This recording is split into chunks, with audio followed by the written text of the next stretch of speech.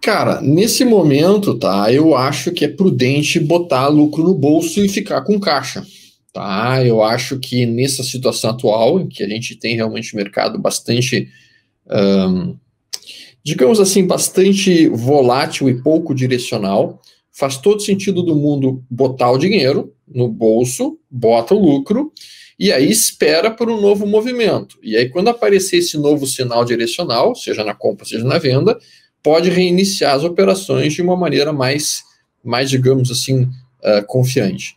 Então, sim, nessa situação atual, eu acho que faz todo sentido colocar, transformar parte do capital em dinheiro e ficar com um caixa um pouco mais livre, assim, sabe? Não tão pesado. Não é o momento para se estar pesadamente posicionado, na minha opinião, na proximidade desse topo que a gente está, do topo principal de janeiro.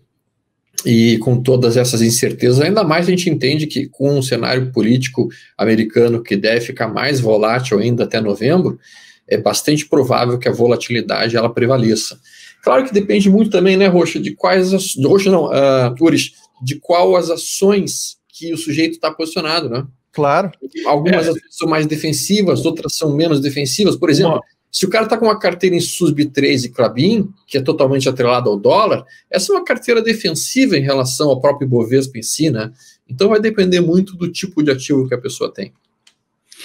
Um aspecto importante que a gente tem que mencionar aqui, né, Alexandre, até pelo nosso objetivo educacional aqui, é dizer que você tem que definir esse tipo de política quando você entra num papel, né? O melhor momento de definir a saída de um papel, de uma operação ou uma mexida numa carteira é seguir o plano que você montou quando você iniciou a operação. Ou seja, o que fez você comprar esse papel? Era fundamento? Era para curto prazo? Era para longo prazo? Não precisa para a gente saber, né? Aqui, sem ter detalhes aí da sua decisão. Mas o importante é decida um plano para operar, para investir no início. E aí siga simplesmente o plano. Ou seja, se era um trade, vai ter situações aí que vão levar você a sair. Se era um investimento, a mesma coisa. Então, é muito difícil operar sem esse planejamento inicial, porque, via de regra, você vai acabar tendo uma decisão aí seguindo a manada, né? Se o mercado cai, você vende, se o mercado sobe, você compra, e isso não costuma funcionar muito bem no longo prazo. Esse é um conceito que os amigos que estão entrando na Bolsa mais recentemente, e mesmo quem está no mercado há mais tempo, carece muitas vezes de compreender. Tá? Um dos caras mais fantásticos de a gente poder ler livros a respeito sobre a forma como ele investia e a forma como ele operava dentro do mercado é um sujeito chamado Bernard Baruch. Esse sujeito foi um dos investidores que mais ganhou dinheiro no mercado americano na década de 50, 60 e 70. Esse sujeito, então, ele tinha uma característica. Ele dizia o seguinte: de tempos em tempos eu tenho que liquidar toda a minha carteira, fechar tudo. Então eu liquido tudo, eu passo o rodo e acabo com tudo e vou esperar por um movimento em que eu vou daí poder reiniciar as coisas após um recuo mais amplo. Então eu acho que sim, há momentos em que há necessidade do sujeito simplesmente dizer, cara, tá na hora de eu zerar tudo, liquidar tudo, ficar completamente líquido e esperar por novos pontos de entrada. Não estou dizendo que esse é o momento atual, tá? Mas eu estou dizendo que os traders e os investidores têm que perceber que existem momentos que vale a pena, sim, ficar líquido, fechar as operações, botar o lucro no bolso e depois que botou o lucro no bolso, esperar por novos sinais de entrada, né?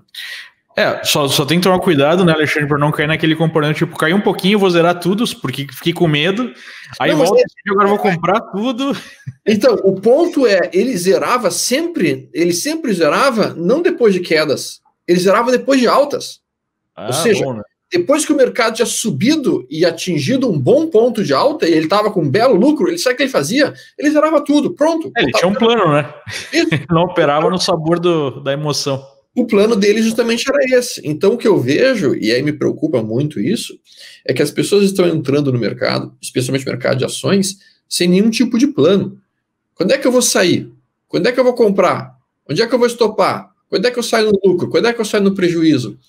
E aí quando o mercado dá essas sacudidas, as pessoas ficam bastante perdidas, né? Exatamente. Até aproveitando aqui, eu tenho uma pergunta bem boa, já vou colocar, só lembrar pro pessoal que o almoço grátis não é recomendação de investimento. Nosso programa tem o objetivo de educação financeira. Qualquer dúvida, aqui embaixo no link da descrição do vídeo, vocês podem falar com os nossos assessores. Mas tem uma pergunta interessante e provocativa aqui do Sérgio Stumpf. A tese de hedge por diversificação fica fragilizada nesses dias. Quando cai, cai tudo junto. Não tem jeito. A provocação ela é necessária, mas é importante também dizer que sim, a diversificação é importante, mas mesmo dentro da diversificação, tem momentos em que tais classes de ativos são mais ou menos favoráveis.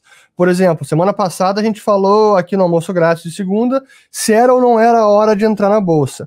E até o nosso ponto foi, olha, nesse momento tem que, se for entrar, tem que entrar bem devagarzinho, porque o mercado está muito incerto e pode trazer aí até uma queda no curto prazo, e acabou acontecendo uma semana depois.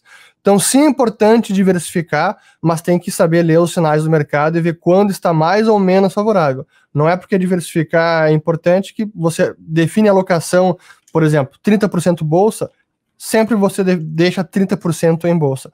É necessário rebalancear às vezes, e como acabou de falar o Stormer, talvez em alguns momentos zerar a posição e ficar mais líquido ainda, né?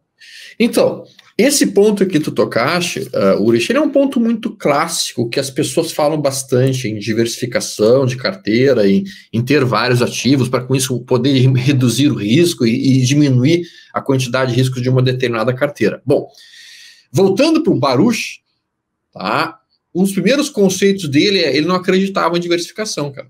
Ele acreditava em pegar o capital dele e trabalhar em 5 papéis no máximo. Então ele concentrava 5 ativos e cuidava desses 5 ativos com muita atenção. Ele pegava os 5 papéis mais fortes e ele operava esses 5. E ele entendia que com 5 ativos, ou eventualmente com 8 ativos, ele conseguia capturar muito bem qual era o tamanho de hedge, qual era o tamanho de proteção que ele deveria fazer, quantas puts ela deveria estar comprado para poder proteger aquela carteira, e ao mesmo tempo ele entendia que ele tinha muito mais velocidade de entrar e sair, entrar e sair, entrar e sair. E com isso, então, ele fazia uma forma bem diferente de investimento, uma forma que não é o que a gente vê classicamente hoje sendo descrita pela maior parte das pessoas. Mas é algo que em si pode ser interessante para os amigos estudarem, por isso que eu recomendo muito a leitura desse autor especificamente. E você, Leandro? Eu acho que isso tem a ver muito com o papel que você assume, né, no mercado, com o tipo de trader ou investidor que você quer ser. De uma maneira geral, o trader, e o Baruch chama um pouco mais essa visão de trader, ele vai buscar, mesmo se ele utilize ou análise técnica, ou análise fundamentalista, ele vai buscar distorções, vai aproveitar essas distorções por algum tempo e vai sair fora, e vai colocar o lucro no bolso. Já o investidor, o alocador, né, ele vai colocar aos poucos aí os seus recursos em alguns ativos, vai ajustar isso ao longo do tempo, mas ele não tem ou o tempo, ou a capacidade, ou o desejo, o interesse de ficar movimentando muito a sua carteira, né? Então é aquilo que a gente sempre fala nos cursos, você precisa definir já desde o princípio aquilo que você vai querer fazer no mercado. Sim. A pior coisa é você querer fazer tudo ao mesmo tempo, ou um pouco de uma coisa, um pouco da outra, né, sem estar organizado para isso, sem saber qual é o risco, qual é a vantagem de seguir um caminho ou outro. Então, é preciso, em primeiro lugar, se encontrar no mercado, né, ver o que faz mais sentido para você e seguir esse caminho, senão é muito fácil ficar perdido, muito fácil perder.